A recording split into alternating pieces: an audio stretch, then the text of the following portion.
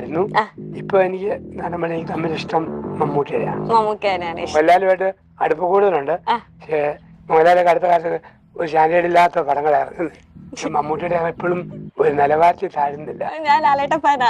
ഞാൻ പറഞ്ഞ ഇവിടുത്തെ അവസാനം വന്ന പടമൊക്കെ മനുഷ്യരോ ഛർദ്ദിച്ചു പോയ പടം, ഒരു നിലവാരം ഇല്ലാത്തത്. എങ്കിലും പുള്ളി ഇത്രയും വലിയ മനുഷ്യൻ കൂടി പന്നപ്പടത്തിന് പോകരുത്. അതൊരു നിലവാരം വരുന്നുണ്ടല്ലോ. കാണുമ്പോ അറിയാം, എല്ലാം ഭയങ്കരമാന്ന് പറയും.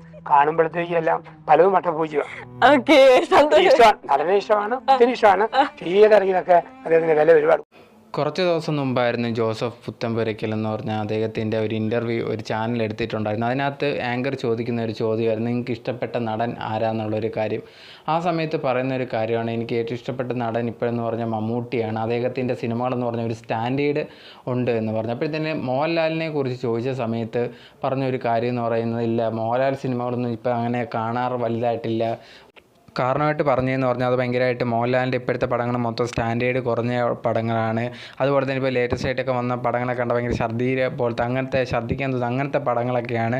അതുകൊണ്ട് ഇപ്പം അങ്ങനെ കാണാറില്ല. പക്ഷേ ഞങ്ങൾ തമ്മിൽ നല്ല ബന്ധവും കാര്യങ്ങളൊക്കെ ഉണ്ട്. പക്ഷേ പടത്തിൻ്റെ കാര്യങ്ങളൊന്നും അത്ര സ്റ്റാൻഡേർഡ് ഇല്ല. മമ്മൂട്ടിയുടെ അത്രയൊന്നും സ്റ്റാൻഡേർഡുള്ള പടങ്ങളല്ല ഇപ്പം മോഹൻലാലിൻ്റെ ഇറങ്ങുന്നതെന്ന് പറഞ്ഞു. അതിനുശേഷം ആങ്കർ ചോദിക്കുന്നുണ്ട്, ഇപ്പോൾ എമ്പുരാൻ വരുന്നുണ്ട്, അതിനെക്കുറിച്ച് എന്താണ് അഭിപ്രായം എന്ന്. അപ്പം പറയുന്ന ഒരു കാര്യം, അത് ഇങ്ങനെ കുറേ അധികം പടങ്ങൾ വരുന്നുണ്ട്, വന്നു ഇങ്ങനെയൊക്കെ നല്ല വലിയ പടങ്ങളാണെന്നൊക്കെ പറഞ്ഞു. പക്ഷേ തിയേറ്ററിലൊക്കെ ഭയങ്കര വലിയ ഇതൊന്നും ഇല്ലെന്ന് പറയുന്നു. അതുകൊണ്ട് തന്നെ വലിയ ആളാണ്, പക്ഷേ ഇപ്പോൾ എടുക്കുന്ന സ്റ്റാൻഡേർഡായിട്ടുള്ള പടങ്ങളല്ല എന്നാണ് പറയുന്നത്. സോ എനിക്ക് തോന്നിയിട്ടുള്ള ഒരു കാര്യം എന്ന് പറഞ്ഞു കഴിഞ്ഞാൽ, ആരുടെ പടങ്ങളായാലും ഇപ്പം എല്ലാ നടന്മാർക്കും ഒരു ചെറിയൊരു തകർച്ച, ഒരു ചെറിയൊരു ഇടിവ് പോലെയൊക്കെ വരും. അത് കണക്കെ ലാലേട്ടന് വന്നിട്ടുണ്ടെന്ന് തോന്നി. എമ്പുരാനെ വരുമ്പോഴത്തേന് നല്ല രീതിയിൽ അത് ബാക്ക് അടിച്ച് നല്ല രീതിയിൽ പഴയ കണക്ക് തന്നെ വരുമെന്നാണ് എനിക്ക് ഉറപ്പ്. അതിൽ കുഴപ്പമില്ല. പക്ഷേ എനിക്ക് അദ്ദേഹം പറഞ്ഞതൊക്കെ യോജിക്കാനൊക്കെ പറ്റി. പക്ഷേ എന്നിരുന്നാൽ പോലും അദ്ദേഹം യൂസ് ചെയ്ത്, അല്ലെങ്കിൽ ഒരു വേർഡ് അത് യൂസ് ചെയ്തതിന് ഷദീർ പോലെയൊക്കെ അങ്ങനെയൊക്കെ പറയേണ്ട കാര്യങ്ങളുണ്ടോ എന്ന് എനിക്ക് തോന്നി.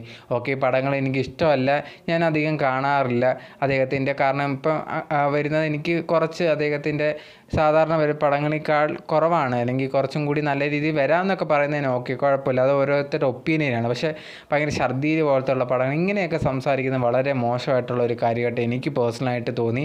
പക്ഷേ അത് ഭയങ്കരമായിട്ട് അതൊരു മോഹൻലാൽ എന്ന് പറഞ്ഞൊരു നടനെ തന്നെ ഭയങ്കരമായിട്ട് ബാധിക്കുന്ന രീതിയിൽ ഭയങ്കരമായിട്ട് പറഞ്ഞ കണക്ക് എനിക്ക് പേഴ്സണലായിട്ട് തോന്നി.